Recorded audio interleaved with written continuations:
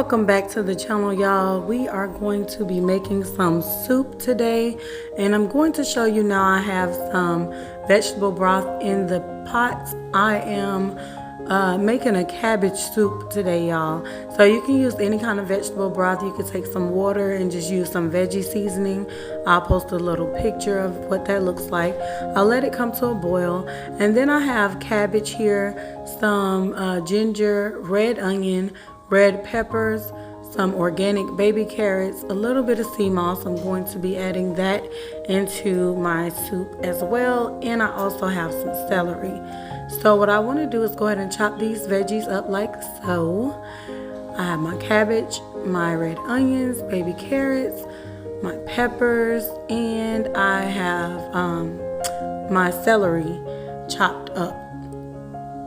So what I'm going to do, also I did have my ginger as well, but what I'm going to do is go ahead and add in the carrots first because we want to give them time to soften up a little bit. So I'm going in with that. I'm adding also to this some minced garlic just to add extra flavor. And then I'm going to add in about 2 tablespoons of sea moss. So this sea moss here has 92 of the 102 minerals that our bodies need. And I haven't had sea moss added it to any of my recipes that you all have seen, but I blended that in very well. We couldn't taste the thing with all of the flavors, and it's really good. So I'm also adding in a little bit of vegetable seasoning. It's kind of like the chicken bouillon, but it's veggie bouillon instead. So y'all, in a blender, what I'm gonna do is take some water, about 1 cup to 2 cups of water. I'm gonna add in the rest of the bell pepper that I had and some red onions, and I'm going to blend that until it is all liquid.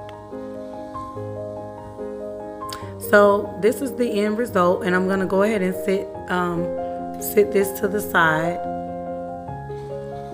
Y'all, so we pretty much, this is gonna just add lots of flavor to this recipe.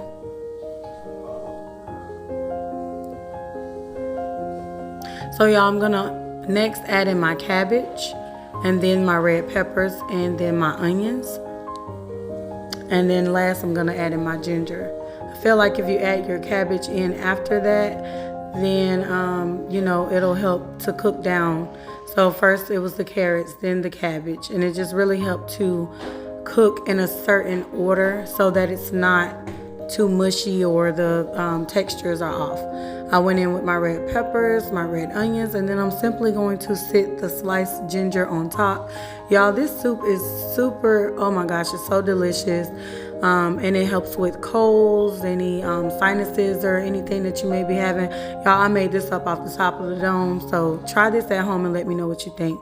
So I let it come to a boil. I added seasoning salt and then some garlic. And I'm also going to add in some lemon pepper. Y'all know I gotta put my best friend in there. So yes, the lemon pepper went right on in. You can add as little or as much as you like. Of course, I'm gonna add quite a bit of it. It didn't give it a super tangy taste or nothing like that. It was everything was completely balanced. So I'm going in with some thyme, adding in some fresh herbs. So I'm putting some thyme in there. And then I'm just going to, well, I stirred everything up first so that the flavors can marinate together as it boils. And then I put thyme and bay leaves on top.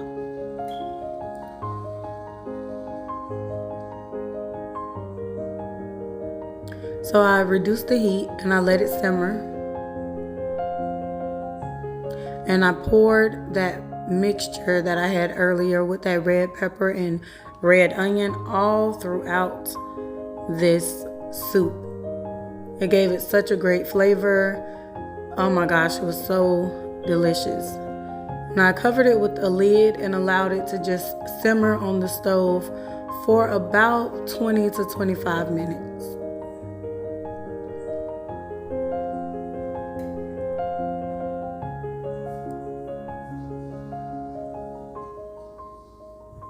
on low, 20 to 25 minutes, y'all. We'll be back.